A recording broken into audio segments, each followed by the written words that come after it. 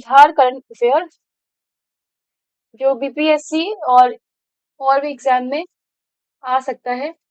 तो ये है कि 12,000 करोड़ रुपए की विकास परियोजनाओं का उद्घाटन 13 नवंबर 2024 को प्रधानमंत्री मोदी ने बिहार में दरभंगा एम्स की आधारशिला रखी तथा बिहार में 12,000 करोड़ रुपए की विकास परियोजनाओं का उद्घाटन किया। दरभंगा एम्स के निर्माण से बिहार के स्वास्थ्य सेवा क्षेत्र में महत्वपूर्ण सुधार आएगा। दरभंगा एम्स के एक सुपर स्पेशलिटी अस्पताल, आयुष ब्लॉक, मेडिकल और नर्सिंग कॉलेज, आवासीय सुविधाएं और एक रैन बसेरा शामिल होगा जो बिहार और आसपास के क्षेत्रों के लोगों को तृतीयक स्वास्थ्य सेवा प्रदान करेगा। प्रधानमंत्री ने 5,070 करोड़ रुपए की लागत वाली कई राष्ट्रीय राजमार्ग परियोजनाओं का भी उद्घाटन किया। उन्होंने NH 32 327E के 4 लेन वाले गलगलिया अररिया खंड का शुभारंभ किया, जो अररिया से गलगलिया होते हुए पश्चिम बंगाल तक एक वैकल्पिक मार्ग प्रदान करेगा। रेलवे क्षेत्र में प्रधानमंत्री ने Son Nagar bypass railway line और झंझारपुर लौकाहा बाजार रेलखंड सहित 1,740 करोड़ रुपए से अधिक की परियोजनाओं की आधारशिला रखी। Darbhanga bypass railway line Darbhanga junction पर यातायात की भीड़ को कम करने में मदद करेगी। फिर प्रधानमंत्री ने 5 जिलों दरभंगा, मधुबनी, सुपौल, सीतामढ़ी और शिवहर में सिटी गैस डिस्ट्रीब्यूशन नेटवर्क की आधारशिला रखी, जिसका उद्देश्य घरों में पाइप के माध्यम से प्राकृतिक गैस और वाणिज्यिक और औद्योगिक क्षेत्र में स्वच्छ ऊर्जा उपलब्ध कराना है। अगला, शारदा सिन्हा का निधन। 5 नवंबर 2024 को बिहार कोकिला के नाम से विख्यात प्रसिद्ध लोक गायिका शारदा सिन्हा का 72 वर्ष की आयु में नई दिल्ली में निधन हो गया। वह लंबे समय से मल्टीपल मायोलोमा नामक रक्त कैंसर से जूझ रही थी। शारदा सिन्हा ने 1980 में आकाशवाणी और दूरदर्शन से अपने संगीत करियर की शुरुआत की थी। उन्होंने बिहार, झारखंड और उत्तर प्रदेश में मनाए जाने वाले लोकप्रिय छठ पूजा गीतों के लिए विशेष रूप से प्रसिद्धि प्राप्त की। उनकी लोकप्रियता भोजपुरी, मैथिली, मगही और हिंदी सहित कई भाषाओं में गाने गाए जाने से बढ़ी। उन्होंने बॉलीवुड फिल्मों जैसे मैंने प्यार किया और गैंग्स ऑफ वासेपुर पार्ट 2 में गाने गाए, जिससे उन्हें राष्ट्रीय स्तर पर लोकप्रियता प्राप्त हुई। भारत सरकार ने उन्हें वर्ष 1991 में पद्मश्री और वर्ष 2018 में पद्म भूषण से सम्मानित किया था। अगला, जमुई के विभिन्न विकास परियोजनाओं का उद्घाटन 15 नवंबर 2024 को प्रधानमंत्री नरेंद्र मोदी ने बिहार के जमुई में जनजातीय गौरव दिवस के अवसर पर भगवान बिरसा मुंडा की 150वीं जयंती वर्ष समारोह के दौरान लगभग 6,640 करोड़ रुपए की लागत वाली विभिन्न विकास परियोजनाओं का शिलान्यास एवं उद्घाटन किया। इन परियोजनाओं में जनजातियों के पक्के मकान के लिए लगभग 1.5 लाख स्वीकृति पत्र, जनजातीय बच्चों के भविष्य को बेहतर बनाने के लिए स्कूल और छात्रावास, जनजातीय महिलाओं के लिए स्वास्थ्य सुविधाएं, जनजातीय क्षेत्रों को जोड़ने वाली सड़क परियोजनाएं, जनजातीय संस्कृति की संरक्षित करने के लिए जनजातीय संग्रहालय और शोध केंद्र आदि शामिल हैं। इन परियोजनाओं के मुख्य उद्देश्य बुनियादी ढांचे सुधार, प्रशिक्षण देना और युवाओं के लिए रोजगार के अवसर प्रदान करना है। प्रधानमंत्री मोदी ने प्रधानमंत्री जन जनित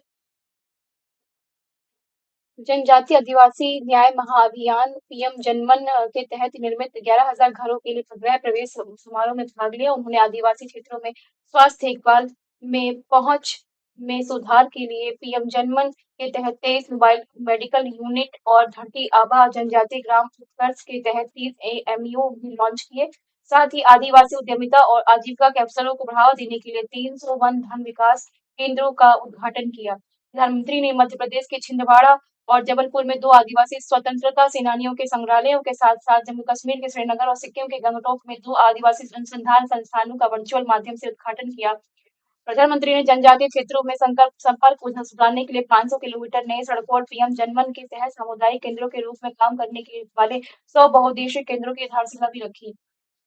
इसी के साथ अगला, राज्य में आलू की कुफरी चिपसोना एक किस्म का को प्रोत्साहन। 28 अक्टूबर 2024 को बिहार के कृषि मंत्री मंगल पांडे ने घोषणा की कि सरकार ने खाद्य प्रसंस्करण इकाइयों को आपूर्ति बढ़ाने के लिए 7 जिलों में कुफरी चिपसोना एक आलू किस्म पेश की। कृषि भवन में सब्जी उत्पादक किसानों को संबोधित करते हुए पांडे ने बताया कि इस किस्म की खेती 150 हेक्टेयर में करने का लक्ष्य रखा गया है। इसमें औरंगाबाद, गया, पटना, नालंदा, सारण, समस्तीपुर और वैशाली के किसान भाग लेने के लिए सहमत हैं। उन्होंने प्रसंस्करण संबंधी मांगों को पूरा करने के लिए अधिक से अधिक किसानों को कुफरी चिपसोना एक की खेती और उत्पादन में शामिल होने का आग्रह किया। इसका उद्देश्य स्थानीय खाद्य प्रसंस्करण उद्योगों को बढ़ावा देना है।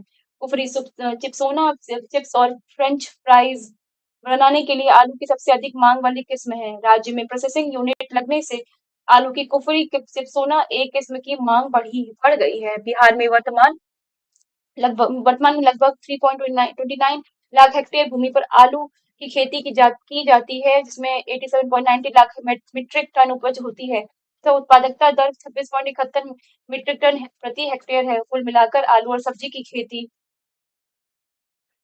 9.10 लाख हेक्टेयर में फैली हुई है, जिसमें 19.30 मीट्रिक टन प्रति हेक्टेयर के हिसाब से 175.7 लाख मीट्रिक टन उत्पादन होता है, जिससे बिहार देश में चौथा सबसे बड़ा उत्पादक बन गया है।